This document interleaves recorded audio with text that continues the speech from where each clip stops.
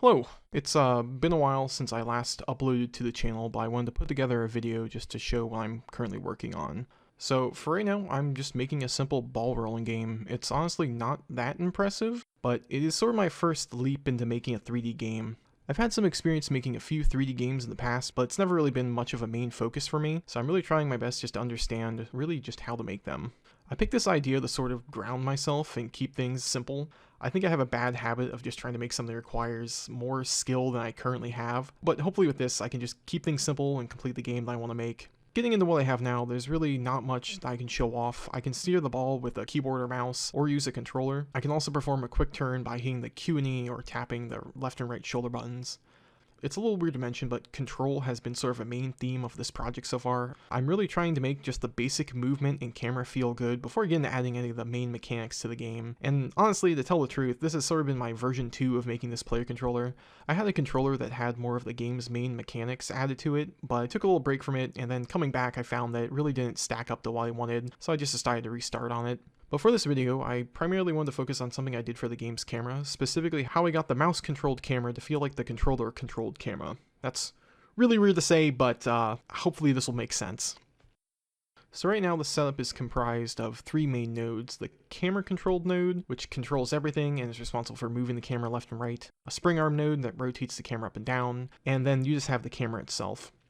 This setup is primarily taken from a GD Quest video, so I'll just leave that in link in the description. But once I had all that working, I really wanted the camera to try and feel professional, so using this as a sort of base, I just tried to recreate the camera from Elden Ring.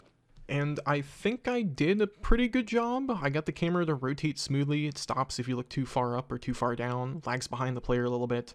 You can see in the gameplay footage, there's a little yellow cube that marks the position of the camera.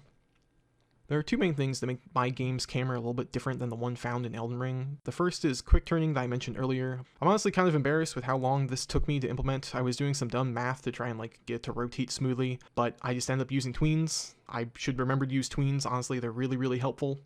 And the second one is a little bit more subtle. When you move left and right, the ball goes directly to the left or right. Seems really obvious, but actually in Elden Ring, if you move the character left and right, the character actually slowly moves in a circle rather than going directly to the left or directly to the right.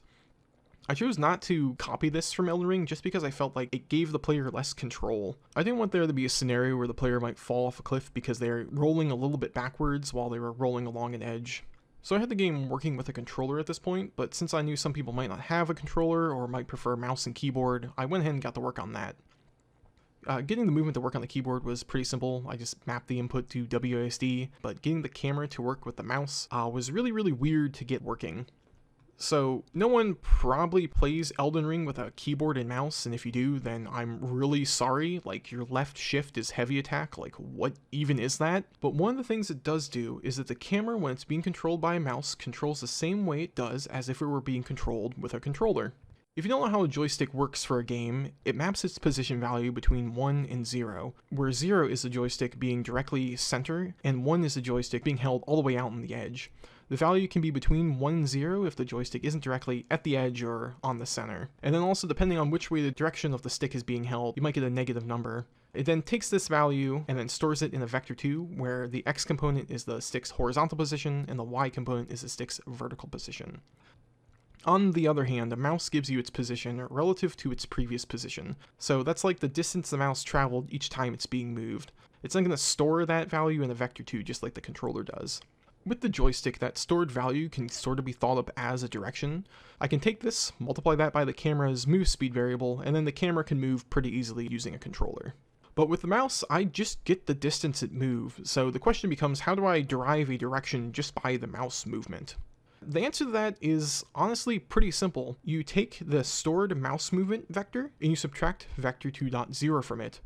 If all that's a little bit confusing, you can check out the Godot docs. There's a really good kind of write-up on just how we use vector math for games. I'll go ahead and link that too in the description. So if we take that direction that we got from the mouse and normalize it, multiply it by the camera speed, we can essentially get our mouse to behave like a joystick. Or at least kinda. We can't get those small movements like we had with a controller. We can't get those in-between values that allow for that small adjustments. So in order to kind of fix that issue, what we can do is we can take the length of the direction, or how far the mouse traveled, and compare it to a new variable that represents how far the joystick can move on our supposed controller. The variable in my case was called max length. I did some testing and I figured out that 25 kind of gave me the best results for this. So what we can do is, if the length of the mouse moved was greater than the max length, we know the camera is going to be moving at full speed. But if it was lower than max length, we know the camera is going to be moving at a slower rate, or so those in-between values. We can create a percent variable that tells us how far the supposed control stick moved based on the ratio between the length and the max length. Again, essentially just giving us a percentage of how far the stick has moved from the center of the joystick to the outer edge of the joystick. And then all we really need to do is just normalize that direction, multiply it by the camera speed, and then multiply that by the percent. We also need to make sure to set that stored mouse movement variable to 0. The reason we do this is because this will stop the camera from moving. If we didn't, it would just continue to move around, even if our mouse was just being held still. And then with that, we get our subtle camera movements using the mouse. And then honestly, that's kind of all I wanted to talk about. I just thought doing this camera mouse movement was pretty cool and just wanted to share. There's still a few things I want to do for this project before I kind of move on to the next step here. The first is just fix the issue with the camera still being able to clip into the geometry. The spring arm node says it's good at not doing this, but you can clearly see that I can kind of clip into the geometry here. And then I also want to try to create a control scheme remapping. Just put something that allows for simple control remapping into the game. But really, other than those two things, my next plan is to just start implementing some of the game's main mechanics, so hopefully by next time we'll have something a little bit more interesting to show off than just this camera stuff. I'm going to try and put out a new devlog once a month or so, and hopefully aiming for it to be placed in like the middle of the month when I release it. But honestly, that's it. Thank you so much for watching. I hope you could gather something interesting from this and maybe use it for your own projects. Take it easy.